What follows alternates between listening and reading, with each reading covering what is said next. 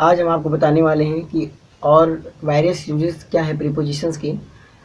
Actually first part में हमने जहाँ तक आपको बताया हुआ था उसके आगे का ही है। और पहले बता देना चाहते हैं कि जो लोग प्रीपोजिशन फर्स्ट पार्ट को नहीं देखे हुए हैं वो लोग प्रीपोजिशन फर्स्ट पार्ट के वीडियो को इस वीडियो के डिस्क्रिप्शन लिंक में उसका लिंक पा सकते हैं और वहाँ से वो देख सकते हैं। और आप लोगों से एक और मेरा सजेशन है कि आप लोग जो भी वीडियो देख रहे हैं उसका एक नोट्स तैयार कर लीजिए ताकि आपके लिए बहुत ही सहज होगा। तो आज हम आपको बताने वाले हैं सबसे पहले कि ऑन, ओवर, अंडर और बिलो इनमें आपस में क्या क्या वेरिएशंस होते हैं। पहले ऑन और ओवर के बारे में हम आपको बता दें कि दोनों का मतलब होता है पर और के ऊपर। पर या के ऊपर के सेंस में हम ऑन और ओवर और सारे प्रीपोजिशंस जो हम आगे आपको बताने वाले हैं। तो ऑन और ओवर का मतलब पर या के ऊपर होता है। इसका यूज़ हम कैसे करते हैं? ऑन के सेंस में हमने ऑलरेडी आपको बताया हुआ था कि with a touch being up, अगर एक ऑब्जेक्ट दूसरे ऑब्जेक्ट के ठीक ऊपर रहती है और दोनों एक दूसरे के टच में रहते हैं तब हम वहाँ पर ऑन का यूज करते हैं। मतलब एक ऑब्जेक्ट एक के ऊपर टच में है यानी एक दूसरे के ऑन है। जैसे हमने कह दिया कि the pen is being kept on the table. तो पेन और टेबल में जो संबंध होगा, आपसी संबंध होगा, वो ऐसा होगा कि एक दूसरे के टच में होगा। और हमने ऑलरेडी आपको बताया हुआ था कि प्रीपोजिशन दो नाउन के लिए लगाए जाते हैं। दो नाउन के बीच यहाँ पर टेबल और पेन में क्या रिलेशनशिप है, उनकी रिलेशनशिप के बीच म्यूचुअलिटी क्या है कि जो पेन है यानी एक नाउन है दूसरे नाउन के ऊपर है। अगर हमने कह दिया कि मैं कमरे में हूँ तो मैं और कमरा दो नाउन आपको दिखाई दे रहे हैं, क्योंकि प्रोनाउन भी नाउन माने जाते हैं प्रीपोजिशन के सेंस में, हमने ऑलरेडी आपको बताया हुआ था। तो मैं कमरे में हूँ, मैं और कमरा, इस दो नाउन में क्या संबंध है? ये संबंध है कि एक जो नाउन है मैं वो दूसरे नाउन कमरे की अंदर है, उस चार दीवारी के अंदर है। तो इस तरह के रिलेशनशिप हम फॉलो करते हैं प्रीपोजिशन पढ़ने के लिए। तो यहाँ पे कह रहा है कि with a touch being up, यानी एक ऑब्जेक्ट दूसरे ऑब्जेक्ट के ठीक ऊपर रहती है और टच में रहती है तो ऑन का यूज करते हैं। और ओवर का यूज हम तब करते हैं विथ सेपरेशन बीइंग अप। अगर कोई चीज उसके ऊपर रहती तो है लेकिन उसके टच में नहीं रहती है तो हम वहां पर फॉलो करते हैं ओवर को। अब यहाँ पे आपको एग्जाम्पल भी दिया गया है, माई cap is on my head. ध्यान रखिएगा कि ये जो कैप एक नाउन है और दूसरा नाउन है हेड। तो इस नाउन की ठीक ऊपर ये नाउन तो है लेकिन टच में है। इस हेड के ऊपर अगर कैप रखा जाएगा तो उसके टच में हो जाएगा, तो इसलिए वहां पर हमने यूज कर दिया ऑन का। लेकिन नीचे लिखा हुआ है aeroplane few over my head. जो एरोप्लेन था वो मेरी हेड के ऊपर से उड़ा या मेरी हेड के ऊपर उड़ा। तो ध्यान रखिएगा कि यह एक नाउन है एरोप्लेन और दूसरा नाउन है माई हेड। तो मेरा हेड और एरोप्लेन के बीच में कोई टचिंग रिलेशनशिप नहीं है, वो मेरे ऊपर उड़ा, तो वहां पर हम ओवर लगा देंगे। जैसे कह सकते हैं कि the sky is looking over me, sky दिखाई दे रहा है हमारे ठीक ऊपर। तो जो चीज़ें जैसे सीलिंग फैन होता है वो हमारे ओवर होता है, तो हमारे ऊपर तो होता है बट टच में ना होने के कारण वह हम ओवर का सेंस ले लेता है। अगर वही चीज़ टच में रहता है तो वह ऑन का सेंस ले लेता है। इसका और सारा एग्जांपल्स आप तैयार कर लीजिएगा।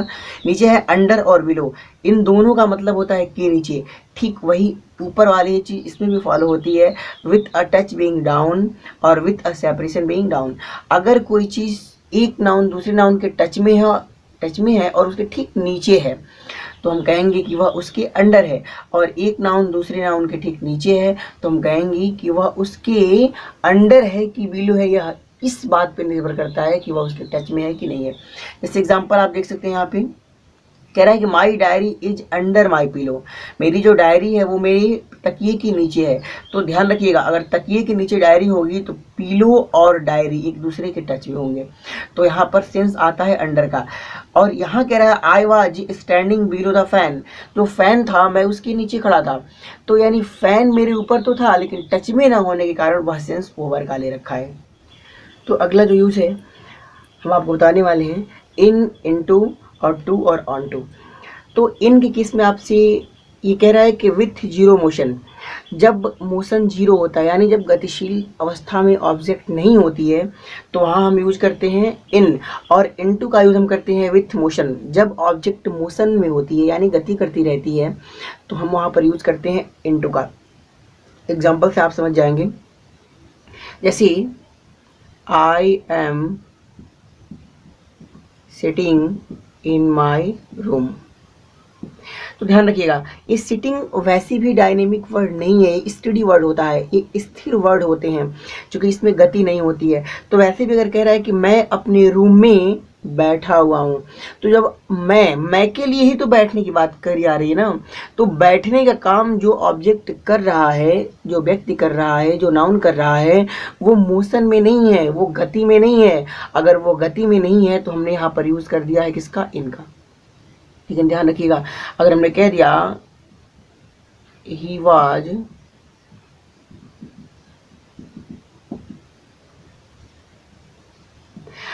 Was floating into the river, वह रिवर में तैर रहा था, नदी में तैर रहा था। तो ध्यान रखिएगा, वह जो है, ये ऑब्जेक्ट जो है, इस ऑब्जेक्ट यानी यह जो नाउन है, इस नाउन के अंतर्गत फ्लोट कर रहा है, तैर रहा है। और तैरने का मतलब, चूंकि डायनेमिक्स वर्ड होते हैं, तो जब डायनेमिक वर्ड होते हैं तो वैसे भी जब ही तैर रहा है, वह ही तैर रहा है, तो वह मूविंग में होगा ना, वह अपना हाथ पांव चलाएगा, गति की अवस्था में होगा। तो यहाँ पर हमने इनटू लगा दिया। जैसे हम कह सकते हैं, अब वेरियस एग्जाम्पल आप खुद से बनाने का कोशिश करो, और नहीं बनते, क्योंकि जब खुद से हम एग्जाम्पल बनाना शुरू कर देते हैं तो वो चीज़ हमारी समझ में आ जाती है। बाकी ये आपको हिंट के लिए हमने एक दो एग्जाम्पल बता रखा है, क्योंकि बोर्ड बहुत बड़ा नहीं है, इस पर हम बहुत ज़्यादा एग्जाम्पल्स नहीं लिख सकते हैं। हम ये कह सकते हैं, the aeroplane flu into the sky. अब यहाँ पर मे के सेंस में इनटू हो जाएगा, क्योंकि जो एरोप्लेन होगा वह मूविंग में होगा, वह ऑब्जेक्ट मूव कर रही होगी। अगला जो यूज है टू का और ऑन टू का, ये बहुत ही अपने आप में सरल है। टू का यूज हम अक्सर प्लेस के लिए क्या करते हैं, जैसे मैं स्कूल जा रहा हूँ, I am going to school. तो चूंकि स्कूल तो अपने आप में नाउन है, लेकिन मैं जहाँ जा रहा हूँ वह एक प्लेस पर जा रहा हूँ, मैं एक जगह पे जा रहा हूँ जहाँ पर स्कूल ऑलरेडी सिचुएटेड है। तो हम यहाँ पे एग्जाम्पल में कह सकते हैं, जैसे he had gone to market. बस यहाँ पर एक चीज आप भ्रमित ना होइएगा कि मार्केट तो है वास्तव में नाउन, लेकिन प्लेस भी तो नाउन होते हैं। तो यहाँ पर he had gone to market, वह मार्केट गया हुआ था, यह एक जगह है, एक जगह का नाम है, एक हमारे लिए एक फिक्स प्लेस होता है जिसे हम अपना मार्केट कहते हैं। तो वहाँ पर टू लग जाता है। अक्सर इसका टू का हिंदी को से निकलता है, वह मार्केट को गया, मैं घर को जा रहा हूँ। तो टू का सेंस जो होता है वो प्लेस का होता है। और ऑन टू का सेंस थोड़ा समझिएगा, इसको कह रहा है in case of motion with varying level. इसको ध्यान रखिएगा, अगर लेवल, उसका तल जो है, स्तर जो है, वो घट रहा है, सॉरी बढ़ रहा है, चेंज होता चला जा रहा है, ऑन टू का यूज वहाँ पे करते हैं। जैसे एग्जाम्पल से देखिएगा, हम इसका एग्जाम्पल यहाँ पे दे रहे हैं। जैसे ही वाज ASCENDING, असेंडिंग मतलब चढ़ना, वह चढ़ रहा था on to the steps, on to the step मानी सीढ़ी, वह सीढ़ियों पर चढ़ रहा था। ध्यान रखिएगा, ऑन का यूज भी हम यहाँ पे कर सकते थे, क्योंकि हमने ऑलरेडी आपको बताया कि ऑन का यूज तब करते हैं जब एक ऑब्जेक्ट दूसरे ऑब्जेक्ट के ऊपर और उसके टच में हो। तो जैसे आप बाइक पर बैठे हो, वहाँ पे ऑन लगता है, आप टेबल पे बैठे हो, ऑन लगता है, ये समझ में आ रहा है। लेकिन टेबल पर बैठकर आपका जो लेवल है वो बढ़ता नहीं है, वो लेवल एक समान बना रहता है। लेकिन जब आप सीढ़ियों पे चढ़ते हैं तब भी आप सीढ़ी के ठीक ऊपर ही रहते हैं, अब भी आप स्टेप्स के ऊपर ही रहते हैं, लेकिन आप हर एक क्षण आपका स्टेप्स क्या होते हैं, आपके स्टेप्स बदलते रहते हैं। तो यहाँ पर भी आप पर हैं, यानी ऑन है, यहाँ पर भी ऑन, यहाँ पर भी ऑन, लेकिन अक्सर ही क्या है ना, one by one step increase हो रहे हैं। तो बढ़ती हुई स्टेप्स की अवस्था में हम ऑन टू का यूज करते हैं, वहाँ पर भी पर का सेंस आता है। एक इम्पॉर्टेंट यूज है एट और इन का, इससे आपको बहुत ज़्यादा समझ में आ जाएगा। जैसे कुछ वर्ड्स ऐसे हैं जिन्हें हम अक्सर यूज करते हैं, और प्रीपोजिशन के सेंस में कुछ वर्ड तो हमें ऐसी बोलचाल की भाषा में समझ में आ जाते हैं जिन्हें हम याद कर जाते हैं, लेकिन कुछ वर्ड ऐसे होते हैं जिन्हें समझना होता है। और जो भी वर्ड होते हैं अगर हम उन्हें समझ के पढ़ते हैं तो हमारे लिए बहुत अच्छा होता है। जैसे कह रहा है कि the corner, the bus stop, the door, the top of the page, the end of the road, the entrance, the crossroad, इनसे पहले हम हमेशा at लगाया करते हैं। जैसे at the corner, at the bus stop, at the door, at the top of the page, at the end of the road, at the entrance, at the crossroad। ये तो हो गए at वाले, और सारे होते हैं। और यहाँ पे हम इन लगाते हैं, जैसे कह रहा है कि इन द गार्डन। चूंकि ध्यान रखिएगा, जब भी चार दीवारी का सेंस आता है तो वहाँ पर हम इन का यूज करते हैं। एक चीज आप रखिए, देखिएगा, ये कह रहा है द कॉर्नर, यहाँ पे एट इसलिए लगेगा कि कॉर्नर हमने ऑलरेडी पार्ट फर्स्ट में आपको बताया था कि प्लेस जो फिक्स होते हैं और छोटे होते हैं, शॉर्ट होते हैं, वहाँ पे एट का यूज करते हैं। तो देखिए यहाँ पे कह रहा है एट द कॉर्नर, इसका मतलब यहाँ देखिए अगर यह एक पेज है तो पेज कंफर्म नहीं है कि पेज कहाँ से कहाँ तक है या फिर पेज में कहाँ की बात हम कर रहे हैं, लेकिन अगर कह रहे हैं कि एट द कॉर्नर, तो कॉर्नर तो फिक्स है ना, इस पेज की तुलना में यह कॉर्नर छोटा भी है और फिक्स भी है, इसलिए यहाँ पे एट लगता है। बस स्टॉप जो होता है, एक शहर का कोई ना कोई एक कोना होता है, एक फिक्स प्लेस होता है, उसी तरह एक घर का हिस्सा, एक डोर होता है, वो फिक्स होता है, तो वहाँ पे हम एट का यूज़ करते हैं। लेकिन ध्यान रखिएगा यहाँ कह रहा है इन द गार्डन, क्यों कह रहा है इन, कहने का मतलब गार्डन हम उसे कहते हैं जो एक चार दीवारी होती है, एक बाउंडेशन होता है। इन दिल्ली, आप याद करिए पार्ट फर्स्ट में हमने आपको बताया हुआ है कि बहुत ब्रॉड प्लेस के अंतर्गत इन लगता है। In India, in box, in my pocket, अगर आपका सिक्का आपके पॉकेट में है तो आप चारों तरफ से घिरा हुआ है ना, चारों तरफ से बंद है ना, इसलिए वहाँ पे सेंस इनका आता है। तो आप सभी इसका एक स्क्रीनशॉट ले लें ताकि आपको पता चलेगा कि किस वर्ड्स के पहले हमें क्या लगाना है। जैसे हमने इन और एट के बारे में आपको बताया, उसी तरह ऑन का भी यूज होता है। कुछ वर्ड्स आपको हम दिखा रहे हैं, इसका भी आप एक स्क्रीनशॉट ले लीजिएगा। जैसे कह रहा है कि the wall, the carpet, the ceiling, the cover, the floor, the page, बहुत सारे हैं। एक चीज़ ध्यान रखिएगा, जैसे हमने ऑलरेडी आपको बताया है कि अगर एक ऑब्जेक्ट दूसरे ऑब्जेक्ट के ठीक ऊपर और टच में रहती है तो ऑन का यूज होता है। उसी तरह ये वर्ड भी आपको दिए गए हैं। आप सपोज करिए कि आप कह रहे हैं कि I am standing on the wall, तो आप दीवार पे खड़े हैं, दीवार के टच में है ना, उसके ऊपर है ना। आप कह रहे हैं कि I am standing on the carpet, तो आप कारपेट पे खड़े हैं, तो उसी तरह जैसे दीवार पे आप टच में खड़े थे उसी तरह कारपेट पर भी तो आप टच में खड़े हैं ना। उसी तरह ये सारे वर्ड हैं। जैसे I am writing on the page, मैं पेज पर लिख रहा हूँ, तो पेज पर जब आप लिख रहे होगे तो आप पेज के टच में होगे ना, तो जब टच में रहते हैं तो वहाँ पर भी सेंस ऑन का आता है। अगले जो प्रीपोजिशंस हैं उनमें बाई, फ्रॉम और विथ आता है। एक्चुअली बाई का बहुत सारा यूज है, लेकिन यहाँ पर हम जब जैसे तुलना करते हैं, एक चीज़ ध्यान रखिएगा कि बाई, फ्रॉम और विथ तीनों की हिंदी जो होती है वो से होती है। तो जब भी से का सेंस आता है हम किस तरीके से यूज़ करते हैं आपको दिखाते हैं। अभी यहाँ कह रहा है, बाई का कह रहा है कि इन केस ऑफ टचिंग एवर, से जब आता है किसी सेंटेंस में और उस सेंटेंस में एक ऑब्जेक्ट दूसरे से लास्ट तक टच में रहता है तो हम वहाँ पे बाई का यूज़ करते हैं। अक्सर ध्यान रखिएगा बाई का यूज़ हम यात्राओं में करते हैं और दूसरा पैसिव वॉइस में कर्ता के लिए करते हैं। और फ्रॉम जो कह रहा है in case of being separate, जब एक ऑब्जेक्ट दूसरे ऑब्जेक्ट से अलग हो रही होती है और वहाँ पे से आता है तब हम फ्रॉम लगाते हैं। और विथ कह रहा है कि इन केस ऑफ इक्विपमेंट्स, हथियार के सेंस में, हथियार के सेंस में हम विथ का यूज करते हैं जब एक ऑब्जेक्ट दूसरी ऑब्जेक्ट पर कार्य करती है और वहाँ पर से की हिंदी वहाँ पर से आता है तो उसकी हिंदी हम विथ लगाते हैं, वहाँ पर सेंस हथियारों का रहता है। जैसे एग्जाम्पल से आप समझ जाओगे। अभी पहला एग्जाम्पल है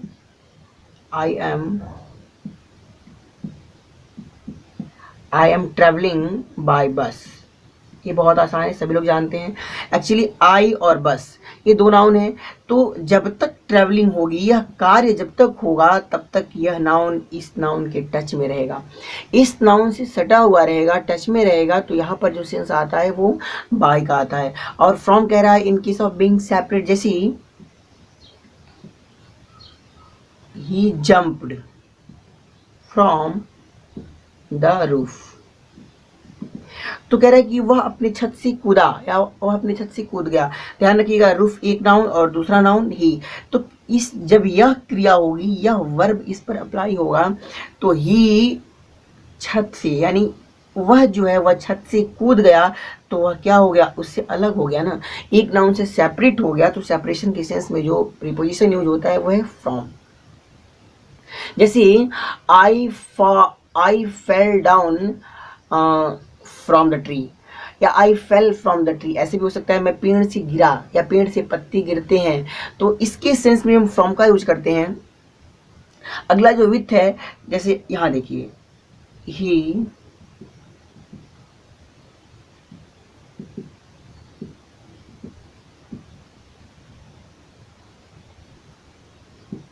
कह रहा है he killed him with sword, उसने उसका मर्डर कर दिया तलवार से, यानी उसने उसी तलवार से मार दिया।